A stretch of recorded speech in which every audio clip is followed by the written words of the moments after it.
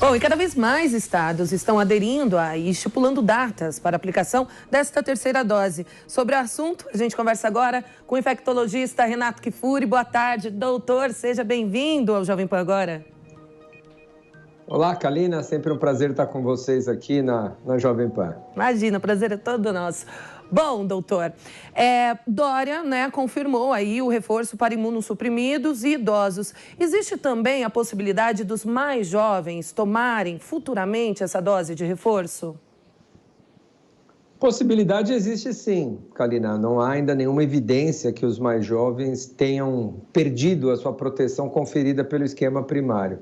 Onde a gente já tem isso muito claro são os dois esquemas, né? Precisa diferenciar o que é terceira dose, né? Como a Nancy estava falando agora há pouco, é daqueles imunossuprimidos, não é um reforço para eles, é um esquema que mudou para 3 doses. Então, quem tomou 2 doses, 1 mês depois da segunda, faz a sua terceira. Esse nós chamamos de esquema adaptado, que agora passará a ser um esquema de 3 doses. É diferente do reforço. O reforço vai para os idosos acima de 70 anos no Brasil, como é a decisão do Ministério da Saúde, para aqueles que completarem os 6 meses após a segunda dose. Então, completou 6 meses, a gente vai dar um reforço. Essa conta foi feita acima de 70 anos, porque é o quantitativo de doses que o Ministério recebe até o final de setembro, que possibilitará terminar os esquemas começados, né? Quem recebeu a primeira dose receber a segunda, fazer a terceira dose dos imunocomprometidos e oferecer o reforço para aqueles que já completaram 6 meses e estão acima de 70 anos.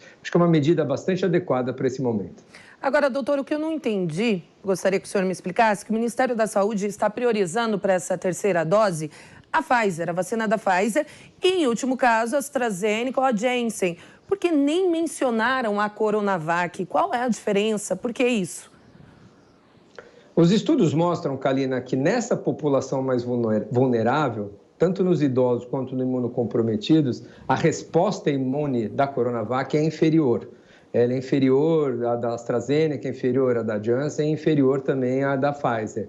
Para os jovens não há muita diferença, mas para os idosos que necessitam uma resposta imune mais robusta, a Pfizer, sem dúvida, não há nenhuma dúvida nos dados, nas evidências científicas, que essa vacina é a que induz uma melhor resposta imune nesses indivíduos que têm mais idade ou têm um comprometimento do sistema imune. Por isso, ela é a vacina de escolha, corretamente recomendada pela Câmara Técnica do Ministério, que se utilizasse, se possível, a vacina que melhor responde, que melhor funciona nesses indivíduos mais vulneráveis. Então, foi essa a escolha e o Ministério tem 2 vacinas para setembro da Pfizer para oferecer para essa população. Acredito que foi a escolha melhor a ser feita para esses mais vulneráveis, uma vacina que estimula melhor o nosso sistema imunológico com uma resposta mais robusta em comparação com qualquer outra.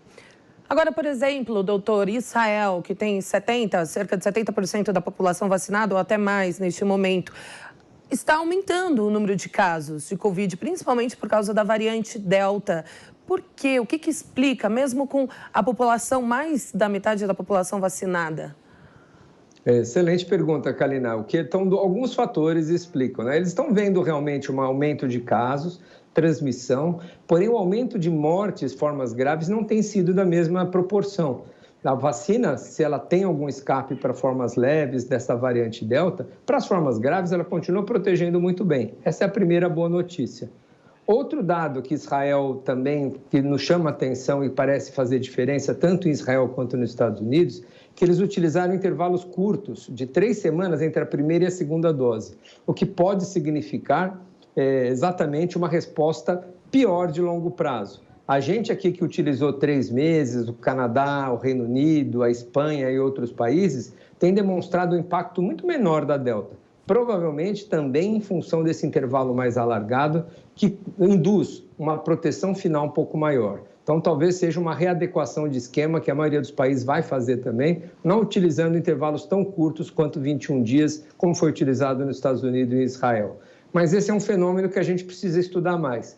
Alguns países da Europa, por exemplo, já estão vendo a Delta desaparecer ou decrescer de forma importante. Então, nós temos que acompanhar aí essas variantes, o escape que elas têm dessas vacinas, mas no momento a recomendação é proteger os mais vulneráveis, né? Aqueles que têm mais de 70 anos, aqueles que têm doenças que comprometem o seu sistema imunológico, que continuam sendo a população de maior risco para hospitalização e morte pela Covid.